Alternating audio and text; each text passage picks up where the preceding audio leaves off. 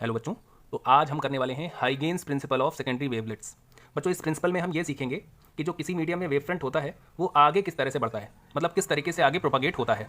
Clear? और उसका formation किस तरीके से होता है। ठीक, चलिए देखते हैं। कुछ नियम है जो हाइगेन्स ने दिए थे, उनको हम पढ़ेंगे। देखिए, पहला जो नियम है, each point on a wave front acts as a fresh source और सेकेंडरी सोर्स। यानी किसी वेव फ्रंट पर जितने भी पॉइंट्स मौजूद होते हैं वो सब के सब पॉइंट एक न्यू सोर्स जैसा बिहेवियर करते हैं, यानी वो सब के सब पॉइंट एक न्यू सोर्स कहलाते हैं। ठीक, अच्छा, ये न्यू सोर्स करते क्या है, देखिए, सेकेंडरी सोर्सेज स्टार्ट्स, अच्छा, इन न्यू सोर्सेज को सेकेंडरी सोर्स भी कहते हैं। ठीक, अच्छा, secondary sources starts making their own waves, मतलब ये जो सेकेंडरी सोर्सेज होते हैं ये अपनी न्यू वेव्स को बनाते हैं, अपनी वेव्स को बनाते हैं। ठीक, और इन न्यू वेव्स को सेकेंडरी वेव्स कह सकते हैं या सेकेंडरी वेवलेट्स भी कह सकते हैं। ठीक, तो इस नियम को हम चित्र के द्वारा समझेंगे। चलिए देखते हैं चित्र क्या है इसका। ये रहा, एक मिनट, ये रहा। बच्चों देखो, ये क्या है, ये जो पॉइंट है ये हमारा प्राइमरी सोर्स है। ये क्या है बच्चों? प्राइमरी सोर्स है। ठीक, अब प्राइमरी सोर्स क्या करेगा? वेव फ्रंट को बनाएगा, है ना। ये मान लो इनिशियल वेव फ्रंट है। ये कौन सा है बच्चों? इनिशियल वेव फ्रंट है। और इनिशियल वेव फ्रंट पर मौजूद जितने भी पॉइंट्स होंगे वो सब के सब पॉइंट एक न्यू सोर्स जैसा बिहेव करेंगे। तो ये सब के सब पॉइंट कैसा कहलाएंगे? न्यू सोर्स कहलाएंगे या सेकेंडरी सोर्स कहलाएंगे।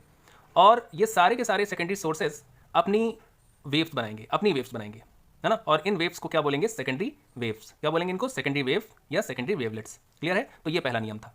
अब देखो सेकंड नियम, जो सेकंड रूल है वो है the secondary wavelets spread out in all direction with the speed of light in a given medium. मतलब जो सेकेंडरी वेव्स होती हैं वो मीडियम में लाइट की स्पीड से आगे हर डायरेक्शन में बढ़ती हैं, इन ईच डायरेक्शन। किस स्पीड से बढ़ती हैं आगे? लाइट की स्पीड से आगे बढ़ती हैं। ठीक, चलिए और देखो। अब देखो, अब मान लो ये जो सेकेंडरी वेव्स हैं जो यहाँ से बनना स्टार्ट हुई हैं, यहाँ से बनना ऐसे ऐसे स्टार्ट हुई हैं। अब हम क्या देखना चाहते हैं कि हम ये देखना चाहते हैं कि स्मॉल टी समय बाद ये सेकेंडरी वेव्स कहाँ पर होंगी, या स्मॉल टी समय में ये सेकेंडरी वेव्स कितनी डिस्टेंस ट्रैवल कर लेंगी, हम ये देखना चाहते हैं। अब ये बताओ, सेकेंडरी वेव्स कितनी स्पीड से चल रही हैं? सी स्पीड से चल रही हैं। तो स्मॉल टी समय बाद कहाँ पर होंगी, मतलब कितने डिस्टेंस ये ट्रैवल कर लेंगी। तो इसको हम निकाल सकते हैं, डिस्टेंस बराबर स्पीड इंटू टाइम। यानी स्पीड कितना है? सी है, और टाइम कितना है? टी है। तो डिस्टेंस कितना हो गया? C into T. यानी टी टाइम में secondary waves C T distance travel कर लेंगी। तो यहाँ से कितनी डिस्टेंस ट्रैवल कर लेंगी? सीटी। तो आपको करना क्या है? Formation of new wave front अगर तुम्हें बनाना है तो कैसे करोगे? सीटी डिस्टेंस को आप क्या करोगे? सीटी डिस्टेंस का एक आर्क आपको बनाना है, मतलब सीटी रेडियस का एक आर्क कैसे बनाना है?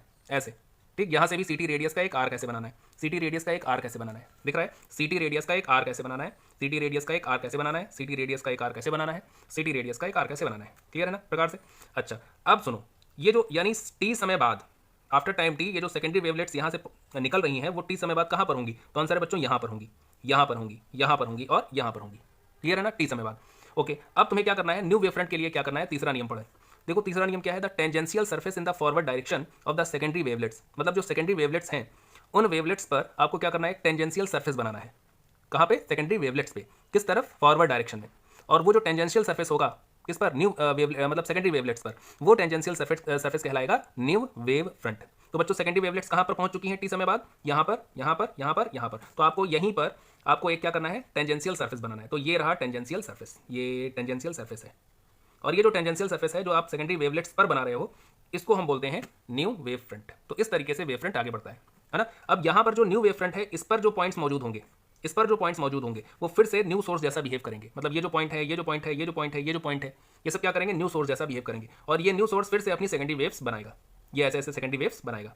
ठीक, अब हम देखना चाहते हैं कि टी समय बाद हमारा जो वेव फ्रंट है वो कहाँ पर पहुंचेगा। तो आपको क्या करना है? टी समय बाद यहाँ से जो वेव्स निकल रही हैं वो कितनी डिस्टेंस ट्रैवल कर लेंगी ये निकाल लो। तो यहाँ से जो निकलने वाली वेव्स हैं वो कितनी स्पीड से चल रही हैं? लाइट की स्पीड से। तो टी समय बाद कितनी डिस्टेंस ट्रैवल कर लेंगी? सीटी, है ना। तो सीटी डिस्टेंस का एक आपको एक आर कैसे बनाना है? सीटी डिस्टेंस का क्या करना है? एक आर कैसे बनाना है? एक आर कैसे बनाना है? एक आर कैसे बनाना है? तो सेकेंडरी वेवलेट्स टी समय बाद यहाँ पर होंगी, यहाँ पर होंगी, यहाँ पर होंगी, यहाँ पर होंगी। और इन सेकेंडरी वेवलेट्स पर आपको क्या करना है? टेंजेंशियल सरफेस ऐसे आपको ड्रॉ करना है।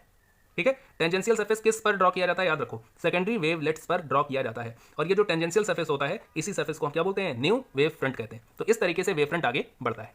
ठीक,